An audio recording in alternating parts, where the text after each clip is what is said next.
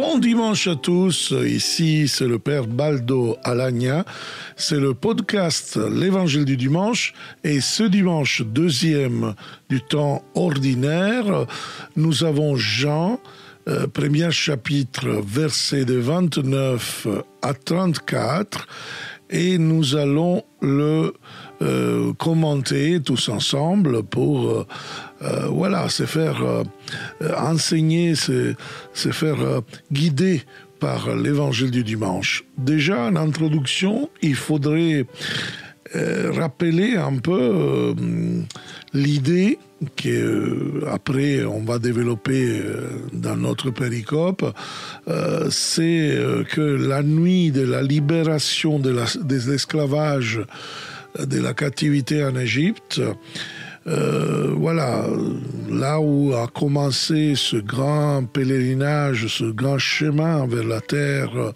sainte, vers la terre de la liberté, la terre promise, Moïse demande au peuple, à toute famille, de manger un agneau. C'est une image très importante et il faut comprendre pourquoi Moïse choisit l'agneau. En effet, la viande de l'agneau, vous direz c'est très pauvre, mais le peuple était esclave, n'avait pas d'autre chose plus importante à manger. Donc la viande de l'agneau aurait donné la force pour commencer cette période de libération, de liberté, et le sang de l'agneau qui serait aspergé tout le long de la porte ou des tentes là où on habitait, il aurait sauvé le peuple, la famille de l'ange de la mort.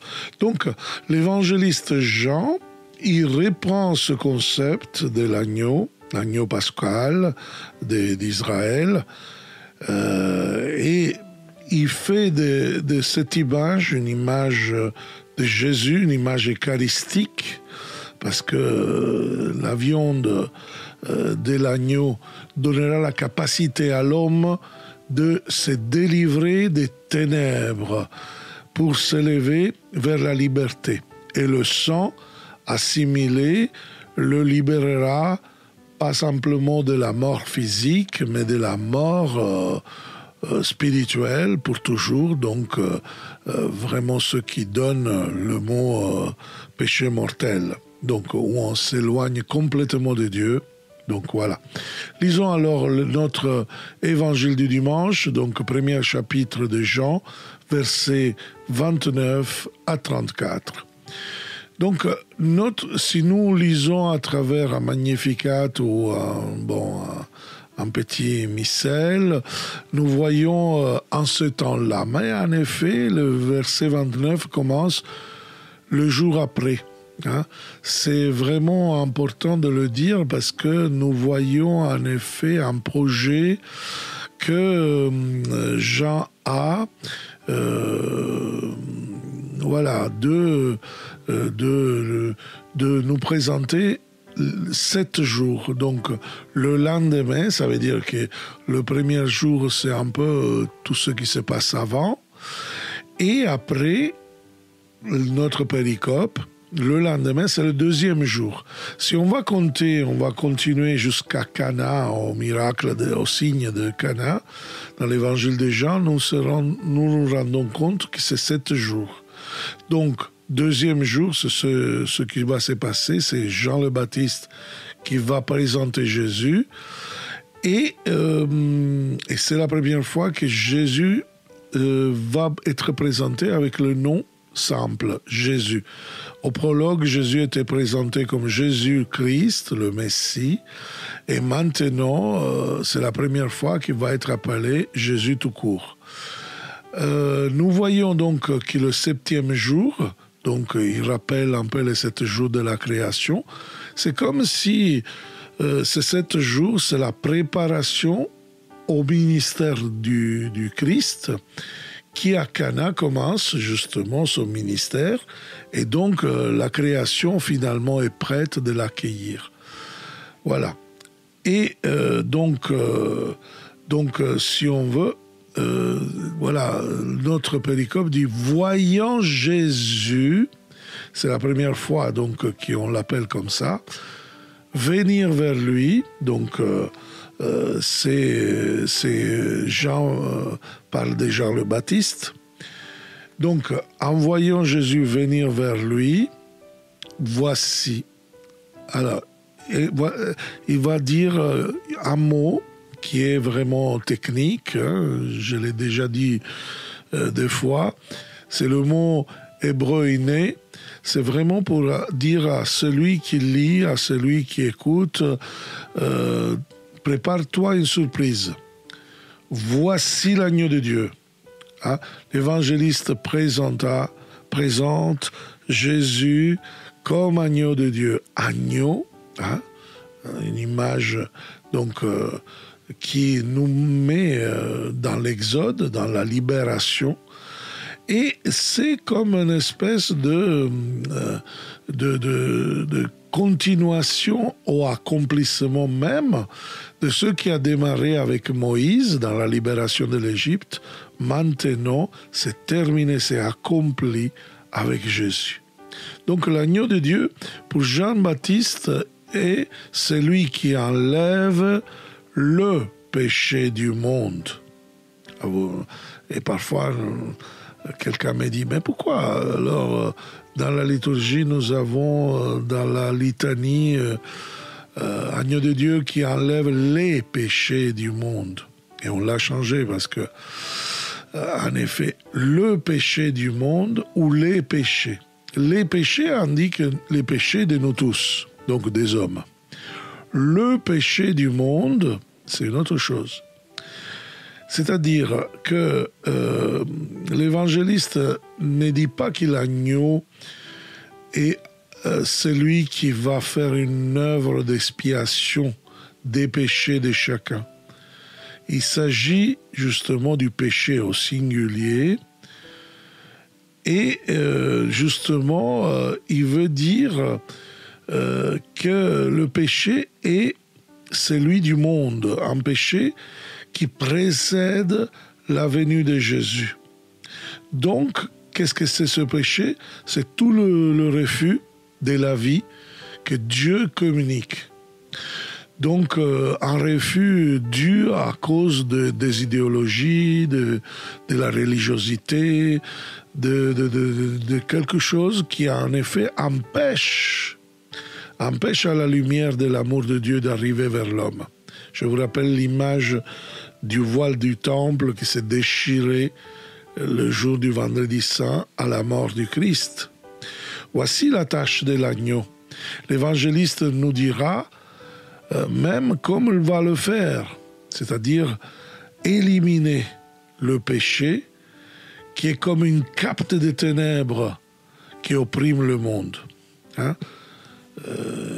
Il est donc c'est de lui que je dis l'homme qui vient derrière moi est passé devant moi car avant moi il était. Donc cet agneau qui doit libérer le monde de ce péché est présenté comme un homme. L'évangéliste ne présente pas une image de puissance. Il présente la fragilité. D'abord l'agneau, hein, un animal voilà, qui est image de douceur, voilà, un animal sympathique, très petit, fragile. Et maintenant, une personne qui n'a pas le pouvoir, qui n'a pas des charges religieuses, n'est pas un prêtre ou un roi ou je ne sais pas quoi, mais simplement un homme. On pourrait dire l'homme de la porte à côté, quoi. Dans l'humanité de Jésus se manifeste la plénitude de la divinité. Alors, l'homme qui vient derrière moi, car avant moi il était. Donc, qui vient derrière moi est passé devant moi, car avant moi il était. Et moi, je ne le connaissais pas, mais si je suis venu baptiser dans l'eau, etc. Donc, calculez qu'en effet, que lui est venu baptiser dans l'eau, c'est pour qu'il soit manifesté en Israël. Voilà, c'est ça que je cherchais. C'est pour qu'il soit manifesté à Israël. Alors, vous voyez, Jésus se présente à Jean le Baptiste pour qu'il soit manifesté à Israël. Or, attention bien, parce que c'est très important de comprendre à quel Israël. C'est très important parce que sinon, on ne se comprend pas. Israël, pas politique, comme aujourd'hui on l'entend, hein, parce que ça, c'est une idéologie sioniste qui n'existe pas dans la Bible. On peut trouver des références, mais bon, Israël, c'est plutôt quelque chose qui on trouve dans les prophètes. Et quand on dit Israël, dans le Nouveau Testament, souvent, on cite ces prophètes-là. Par exemple, il y a le prophète Sophonie qui avait reporté la parole du Seigneur, cette promise. Je ferai rester au milieu de toi un peuple humble et pauvre, un reste d'Israël, qui confiera, qui confessera dans le nom du Seigneur. Donc vous voyez, c'est un passage très important parce que quand on dit souvent dans le Nouveau Testament Israël, surtout en Jean, et c'est l'Israël, le reste d'Israël qui est resté fidèle au Seigneur, à l'alliance, à la loi, mais au premier amour, on pourrait dire. Et c'est à ces gens-là auxquels le Seigneur se manifeste. Alors Jean rendit ce témoignage. Et donc, il commence à dire « J'ai vu l'Esprit ». Et nous voyons que notre version liturgique K11, il met l'article déterminatif et le E majuscule. Pourquoi ? Parce que l'article déterminatif utilisé dans ce verset rappelle la totalité, la plénitude de l'esprit. De quel esprit s'agit ?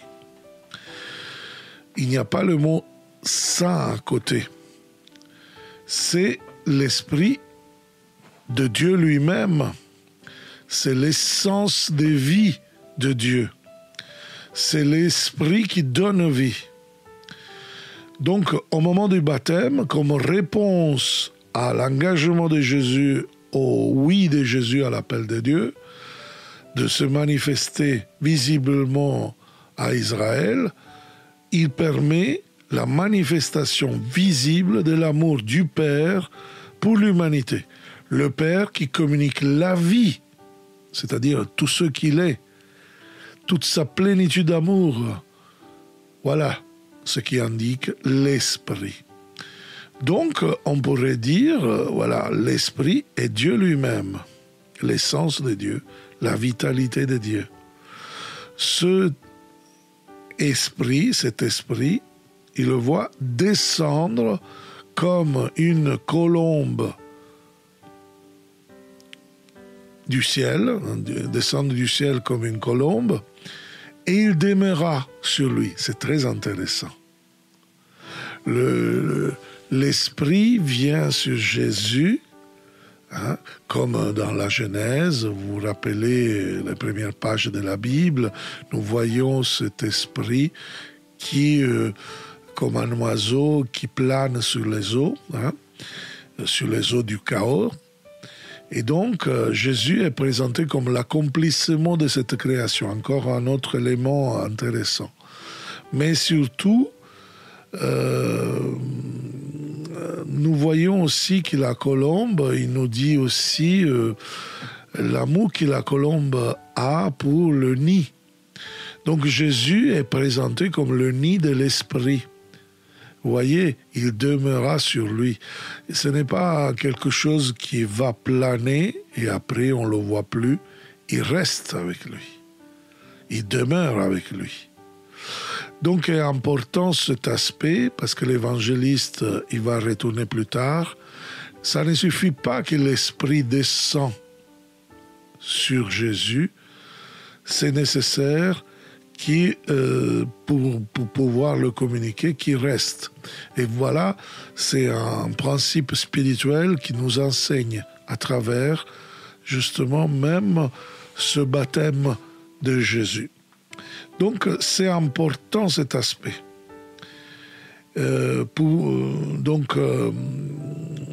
Jésus est la demeure permanente de l'Esprit. Il nous pousse, on pourrait dire, à la Pentecôte permanente. C'est-à-dire la manifestation visible de Dieu en lui, la présence de Dieu sur la terre et à travers lui. Notre texte continue. Et moi, c'est Jean le Baptiste a parlé dans l'évangile de Jean au premier chapitre, on est en train de voir les versets 29 et 34. Donc, et moi, je ne les connais pas, je ne les connaissais pas, mais celui qui m'a envoyé baptiser dans l'eau m'a dit. Donc, celui sur qui verra l'Esprit descendre et demeurer. Hein? Alors, l'évangéliste ici répète la descente. Donc, Jean le Baptiste dit, je ne le connaissais pas selon cette descente de la condition divine. Alors là, parce qu'il dit, je ne le connaissais pas dans cet aspect-là. Donc, c'est lui qui m'a envoyé, donc Dieu, à baptiser dans l'eau, m'a dit, c'est lui sur lequel tu verras descendre et demeurer l'Esprit. Hein? Donc, nous voyons donc à nouveau l'article déterminatif. Pardon. Et à nouveau, la totalité, la plénitude de Dieu, c'est lui sur qui celui-là baptise dans l'Esprit Saint. Waouh! Là, nous voyons un parallélisme et une différence. Nous voyons un parallélisme parce que, en effet, nous voyons que c'est lui qui est l'agneau de Dieu qui enlève le péché du monde. Maintenant, c'est lui qui baptise dans l'Esprit Saint. Donc, l'agneau de Dieu qui enlève cette cape d'empêchement d'aller à Dieu, hein, le péché du monde. Donc, ça c'est l'identité. C'est qui? C'est l'agneau de Dieu. Celui qui baptise, il nous dit comment il va le faire? À travers le baptême dans l'Esprit Saint. Et attention, je vous ai dit, il y a un parallèle, mais il y a aussi une différence. Il ne baptise pas dans l'Esprit, mais dans l'Esprit Saint. Baptiser dans l'Esprit Saint, ça veut dire imprégner, immerger, baptiser. Ce n'est pas simplement un baptême d'eau, qui est une immersion dans le liquide extérieur. Baptiser dans l'Esprit Saint, c'est une pénétration dans l'intime de l'Esprit. C'est-à-dire de cette force d'amour de Dieu, tellement qu'il va envelopper, changer la personne. Donc, et c'est saint parce qu'il va nous sanctifier, il va nous séparer, le juste mot hébreu, c'est-à-dire Kodesh, il va nous séparer progressivement, éloigne celui qui est baptisé de la sphère du mal, du péché, de la maladie, des souffrances. Cette pénétration de l'Esprit de Dieu dans l'homme, voilà, qu'est-ce qu'il va faire Jésus.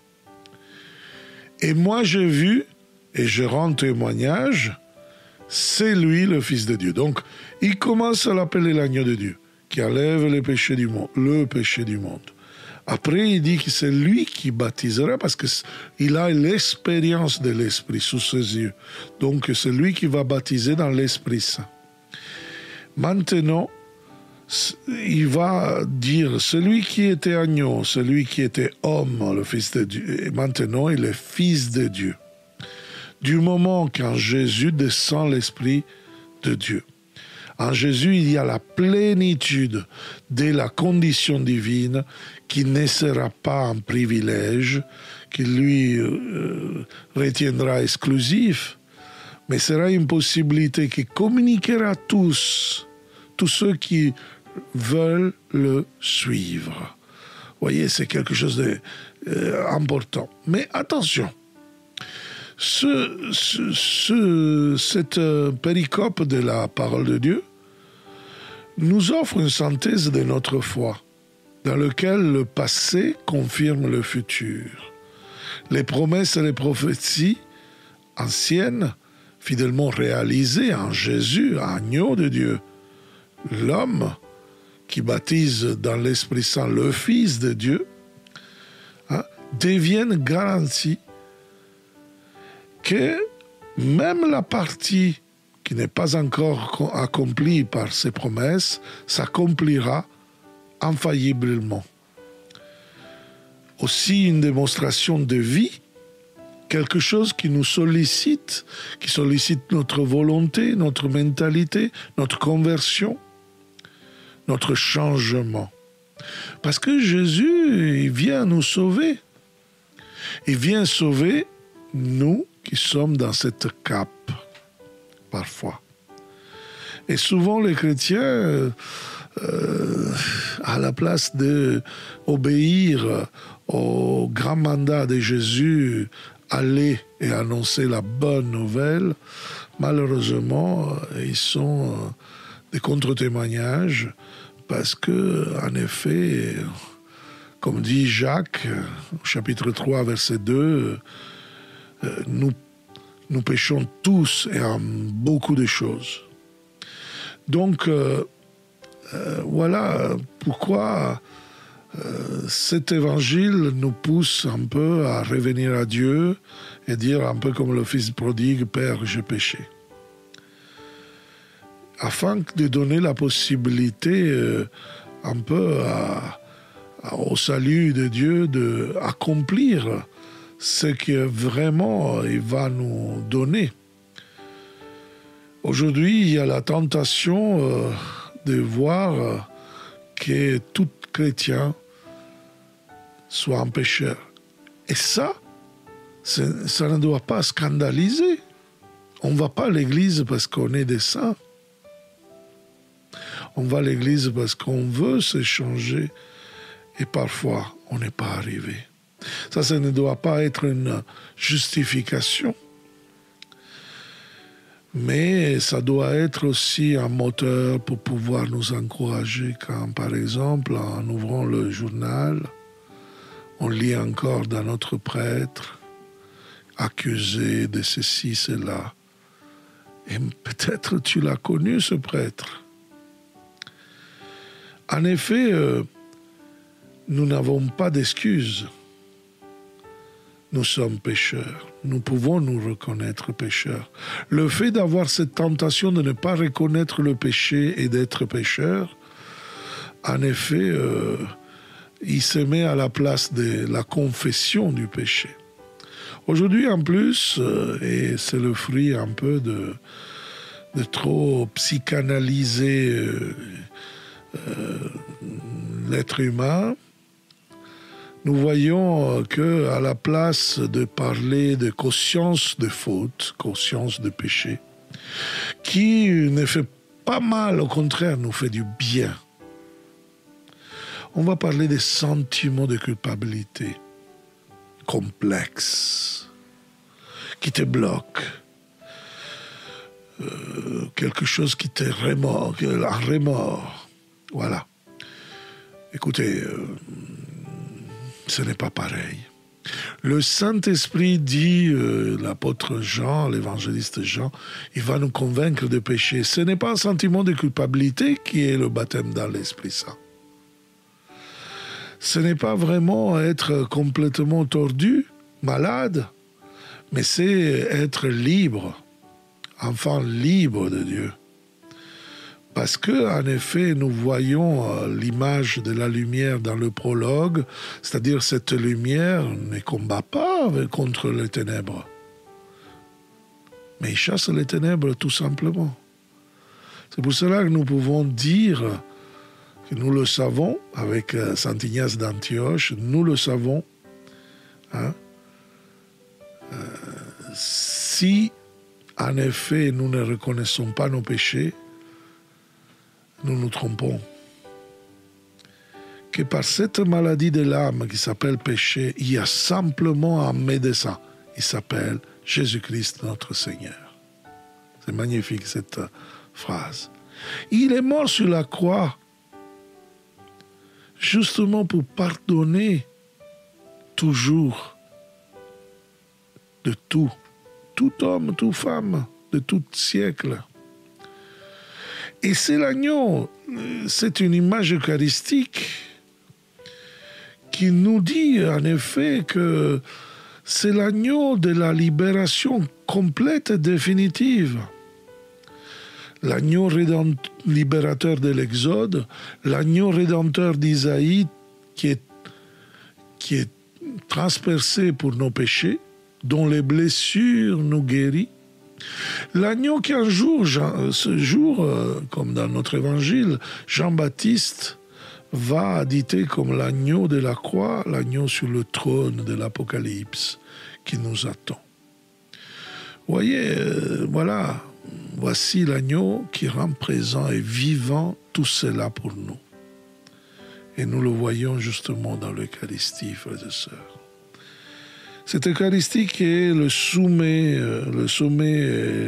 la source de notre vie, afin que le péché, le mal, la maladie, la souffrance puissent complètement disparaître et nous préparer à cette libération définitive. Pour terminer ce podcast, je voudrais vous partager une phrase, une citation d'un de mes pères spirituels qui, vraiment, cette semaine, on a communiqué le démarrage du procès des béatifications. C'est le prêtre franciscain de Palerme, le père Matteo Lagrua, qui était exorciste de Palerme et auquel je dois beaucoup parce que pendant mon service militaire à Palerme, j'ai pu fréquenter sa communauté, le centre Jésus Libérateur. Et une fois, dans une prédication, le père Matteo Lagrua, il disait ainsi: nous ne devons pas nous abattre dans les épreuves. Parfois nous disons, je suis gentil, je suis très bien, j'observe la loi de Dieu, je suis une personne honnête. Et pourtant, toutes ces tribulations, toutes ces épreuves, moi je ne les mérite pas. Qu'est-ce que j'ai fait de mal? Mais c'est tout le contraire, dit Pierre. Quand arrivent les épreuves, les séductions, les maladies, les tribulations, les souffrances de tout genre, vous ne devez pas vous surprendre. Parce que ceci est le signe de votre participation à la souffrance du Christ. Parce que comme nous sommes participants à ces souffrances, ainsi nous serons participants de sa gloire. Donc, la souffrance n'est pas motif de découragement, mais motif de joie et d'espérance. Voilà cette magnifique citation du père Matteo Lagrua, dont la conférence épiscopale sicilienne a commencé le procès de béatification. Et avec cette citation, je vous souhaite vraiment un agréable dimanche. Et je vous donne rendez-vous au prochain podcast, l'Évangile du dimanche. Ciao et à la prochaine.